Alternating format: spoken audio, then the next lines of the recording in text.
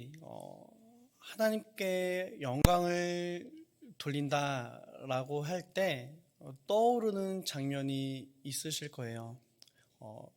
대부분 연말에 있는 그 시상식 같은 데 보면은 우리 크리스천 배우들이나 연예인들이 수상을 했을 때 요즘은 그런 인사말을 듣기가 참 어려워진 시대이지만 제가 어렸을 때 8, 90년대만 해도 너무나도 자연스럽고 그냥 당연하게 그런 인사말이 나왔어요. 어떤 인사말이죠?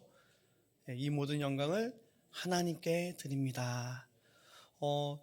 그 당시에는 몰랐는데 요즘 이런 시대를 맞이하다 보니까 그 고백이 참 귀한 고백이라는 생각이 듭니다. 하나님께 영광 돌립니다. 이 모든 영광 하나님께 영광을 돌립니다. 우리 크리스천의 삶은 하나님의 영광을 드러내는 삶이 되어야 될 줄 믿습니다. 할렐루야. 우리 성도님들, 하나님이 우리의 삶을 통해 하나님의 영광을 나타내실 줄 믿습니다. 우리의 삶이 하나님 앞에 영광 돌리는 삶이 되는 이유는 하나님이 우리의 삶의 자리에 일하시고 역사하심으로 하나님의 영광을 나타내시기 때문입니다. 우리가 아까 찬양했던 우리 함께 기뻐해 라는 찬양, 그 가사의 고백을 다시 한번 좀 생각해 봤으면 좋겠어요. 우리가 함께 기뻐해야 될 이유는 무엇입니까? 우리가 함께 즐거워하고 기뻐해야 되는 이유, 딱 한 가지 이유가 있다면 그것은 돈이 많거나 좋은 집을 살거나 내가 건강하거나 그것이 아니라 전능하신 하나님이 다스리심을, 할렐루야, 전능하신 주가 다스리네. 주님이 우리 삶을 다스리고 계심으로 인해서 우리는 기뻐할 줄 믿습니다. 그것에 우리의 소망이 있는 것이죠. 그런데 이게 하나님께 영광을 돌린다라는 이 생각들이 자칫 우리에게 오해를 끼치는 경우가 있는 것 같아요. 오히려 이 생각이 우리의 신앙의 성숙과 성장에 방해를 주는 경우도 있는 것 같습니다. 어떤 것이냐면 우리가 하나님께 영광을 돌린다라고 했을 때 이 조건이 세상적으로 우리가 좋은 것, 세상적으로 훌륭한 것을 우리가 누리거나 이루었을 때 그것을 통해 하나님께 영광을 돌릴 수 있을 것이라는 생각인 것이죠. 크리스천 연예인들이 하나님 시상식에서 대상을 받고 상을 받음으로 하나님께 영광을 돌립니다 라는 말이 우리에게 너무나도 자연스럽게 받아들여져서 우리도 하나님께 영광을 돌리기 위해선 세상적으로 훌륭한 일, 세상적으로 좋은 것, 세상적으로 자랑할 만한 것들을 내가 소유하거나 이루었을 때 비로소 하나님께 영광을 돌릴 수 있다라는 생각, 그런 착각에 빠질 수 있다는 것입니다. 그러다 보니 이것이 왜 우리의 신앙의 성장과 성숙에 방해가 되고 장애가 되느냐? 세상적으로 흠이 되는 것은 하나님의 영광을 가리운다라는 생각으로 연결되기 때문입니다. 그러다 보니까 세상적으로 흠이 되는 것은 자꾸 감추게 돼요. 세상적으로 부끄럽고 연약함, 추한 것들, 지탄받고 비난받을 그 부끄러운 것들은 자꾸 내 속에 감추어요. 그것이 드러나기를 원치 않게 됩니다. 하나님께 영광을 돌려야 된다라는 이 생각이 오히려 우리의 신앙의 성장과 성숙에 방해가 되고 장애가 된다라는 거예요. 오늘 말씀 본문은 이렇게 시작이 됩니다. 또 다른 안식일에 예수께서 회당에 들어가서 가르치실세 거기 오른손 많은 사람이 있는지라 라고 말하고 있습니다. 성경은 이 사람의 신체적 결핍을 단순히 설명하고 넘어가지 않습니다. 그는 오른손이 마른 사람이었다라고 분명하고 구체적으로 말을 하고 있습니다. 당대 사회에서 이와 같은 신체적 결함은 생계를 위협하는 큰 문제였습니다. 이 사람의 오른손은, 당시의 오른손은 그 사람의 권능, 능력, 힘을 상징했기 때문입니다. 근데 그의 오른손이 말라버렸어요. 당시 그의 능력과 자립성, 그 모든 것이 철저히 말라버렸고 멈춰버렸다는 것입니다. 그리고 더 나아가 이 사람의 이 질병은 하나님과의 그 관계에서 비롯된 저주로도 여겨질 수 있는 그런 질병이었습니다. 우리 삶에서도 이러한 연약함과 한계를 우리는 경험합니다. 이는 단지 육체적인 문제에 국한되는 것이 아닙니다. 우리 삶의 여러 부분에서 내 자신의 무력함과 부족함, 부끄러움을 마주할 때가 많이 있습니다. 직장, 가정, 관계, 신앙생활 등에서 우리는 반복적으로 우리의 한계를 경험하고 넘어집니다. 연약함을 경험하게 됩니다. 난 이렇게 연약한 사람인가? 난 이렇게 부족한 사람인가? 난 이 문제 하나 쉽게 이겨낼 수 없고 해결할 수 없는 사람인가? 우리 자신의 연약함, 그 한계에 부딪힐 때마다 우리는 좌절하고 낙심하게 됩니다. 그런데 그것을 또 감추고 싶어 합니다. 이 오른손 많은 사람을 바라봤을 때 다른 사람, 그 주변에 있는 신앙인들은 또 어떻게 했느냐, 달랐는가? 그렇지 않습니다. 다 그 주변에 있었던 바리새인들, 수많은 유대인들의 관심사는 무엇이었습니까? 예수님이 병든 사람을 고치실 수 있다는 것을 알고 있었습니다. 그렇다면 그 건강한 공동체라면 기대를 가지고 있었겠죠. 예수님이 이 사람을 고쳐주실 거야. 예수님이 이 사람을 치유해 주실 것이라는 기대감을 갖기 마련일 것입니다. 그런데 이 오른손 마른 사람이 속한 공동체는 어떤 관심을 갖고 있었습니까? 예수님이 이 안식일에 과연 저 사람을 고치실 것인가 아닌가? 안식일을 어길 것인가 안 어길 것인가? 안식일에도 불구하고 꼭 이날에 저 사람을 치료해야 될 것인가 아닐 것인가를 생각하고 있었다는 거예요. 이 사람들, 이 공동체의 관심은요, 이 손 말라갖고 괴로워하고 있는 그 사람의 아픔과 상처엔 안중에도 없습니다. 관심도 없습니다. 그 사람이 얼마나 괴로울지, 그 사람이 얼마나 힘들지, 그 사람이 얼마나 마음이 무너지고 슬퍼하고 있을지 관심조차 없습니다. 그들의 관심은 무엇입니까? 예수란 사람이 이번에도 안식일을 어길 것이냐 안 어길 것이냐, 그것이 중요하고 있었다는 것이죠. 그들은 오른손 마른 사람의 상황은 관심이 없었습니다. 단지 그들에게 중요한 건 무엇입니까? 이 안식일의 경건한 분위기를 망치는 걸 원치 않았다는 거예요. 우리 경건한 공동체, 이 경건한 모임을 저 사람이 물 흐리는 것을 원치 않았다는 것입니다. 이렇게 손 마른 사람은 그 공동체의 무관심함 속에서 거룩함이라는 이름으로 철저히 묻혀져야 됐어요. 드러내서는 안 됐었습니다.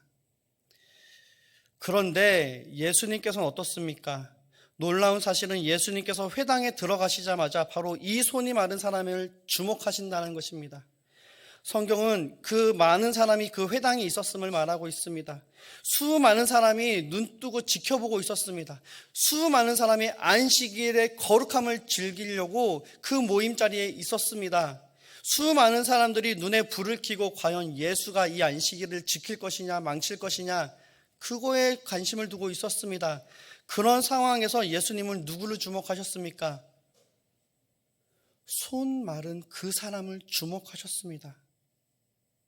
예수님께서는 그 가운데, 그 사람들의 모임 가운데 가장 연약한 그 한 사람을 주목하셨습니다. 그리고 8절에서 예수님은 그를 부르시며 일어나 가운데 서라 말씀하십니다. 예수님은 우리의 연약함을 외면하지 않으십니다. 우리가 감추고 싶어하는 그 연약한 부분, 어쩌면 우리조차도 직면하기를 두려워하고 있는 그 문제를 예수님께서는 바라보고 계십니다. 그곳을 향해 또 다가오고 계십니다. 예수님은 우리가 강한 척할 때, 우리가 경건한 척할 때가 아니라 우리의 진정한 연약함을 인정할 때 비로소 우리를 치유하시고 회복하신다는 것입니다. 이것은 복음의 놀라운 진리입니다. 우리의 연약함은 하나님께 나아가는데 장애가 되는 것이 아니라 오히려 하나님이 우리를 만나시고 우리에게 은혜를 베푸시는 통로가 되는 것입니다. 우리의 연약함 있는 모습 그대로 예수님은 바라보시고 우리에게 말씀하십니다. 가운데 일어나 가운데에 서라 말씀하십니다.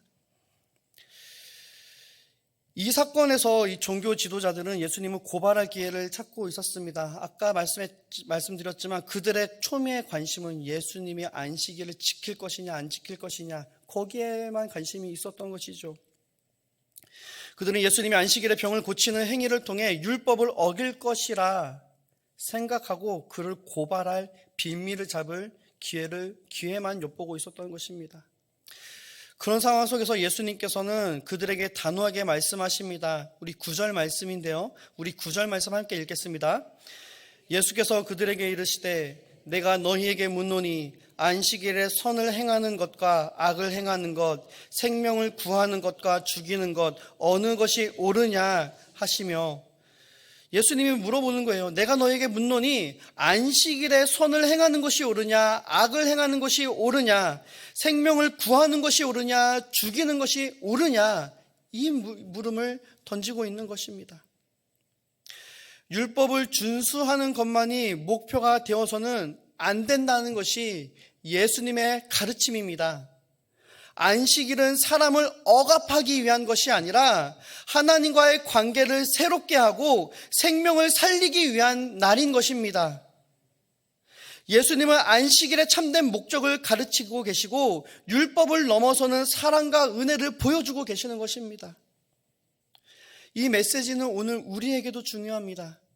우리는 종종 신앙의 규칙과 전통 속에서 본질을 잃어버리곤 합니다. 그런데 예수님께서는 언제나 우리에게 사랑과 은혜가 율법과 규칙, 규범보다 우선함을 말씀해주고 계십니다. 신앙의 규칙이 우리를 억압하거나 다른 사람의 연약함을 판단하는 도구가 되어서는 안 된다는 것입니다. 우리가 생각하는 경건의 기준, 경건의 잣대가 다른 사람의 신앙을 판단하는 척도가 되어서는 안 된다는 것입니다.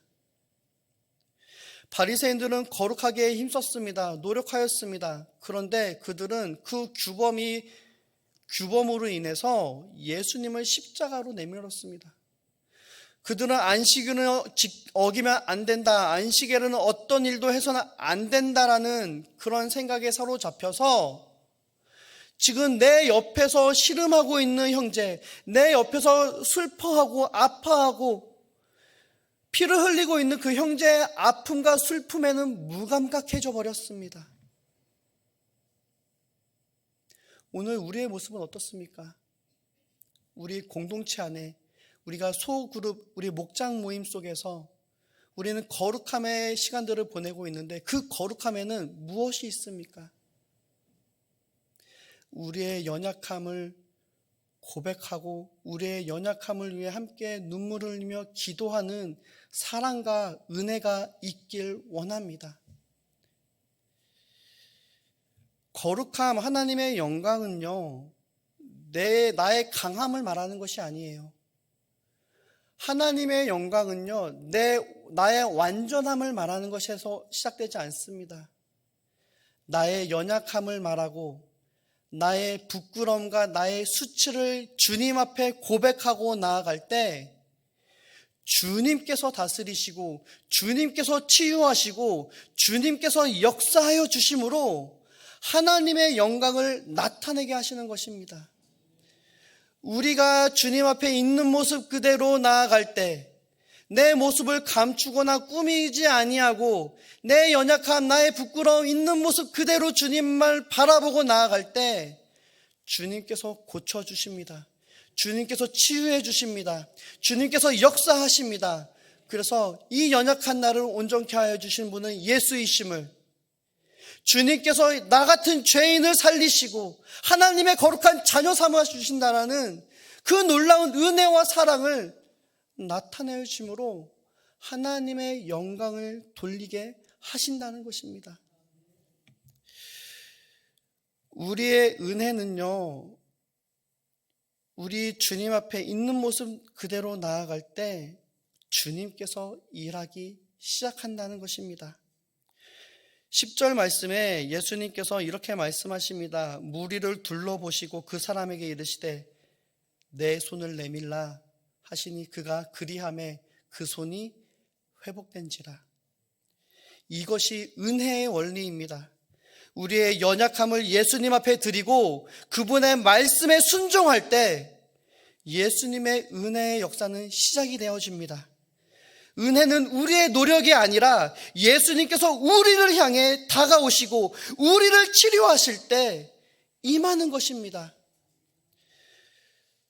여기서 중요한 것은 예수님의 부르심에 응답하는 우리의 믿음이요 순종입니다. 그 손이 마른 사람은 자신의 연약함, 자신의 부끄러움이 드러내는 일이었습니다. 내 손을 내밀라. 그 수많은 사람들이 보는 앞에서 자신의 연약함, 자신의 마른 손을 내밀어야 됐습니다. 그것은 그 사람에게 상처요, 그 사람에겐 수치요, 그 사람에겐 절망이고 아픔이었습니다. 그런데 주님께서 내 손을 내밀라 말씀하심에 순종하여 내밀었습니다. 그럴 때 예수님께서는 그를 고치십니다. 그의 수치를 치유하십니다. 그의 아픔을 싸매어 주십니다. 그래서 그의 수치를 떠내보내시고 하나님께서 그를 고치셨다고, 하나님이 그의 기도를 들으셨다고, 하나님이 그의 손을 붙잡아 주셨다고 하나님께 영광을 돌리게 하셨습니다.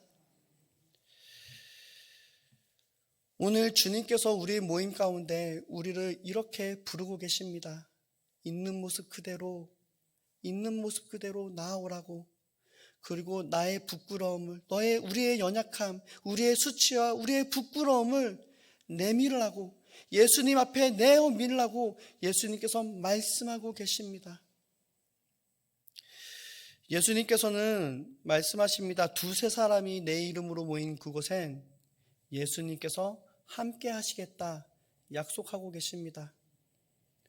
우리 목장 모임은 예수 그리스도의 이름으로 모인 곳입니다.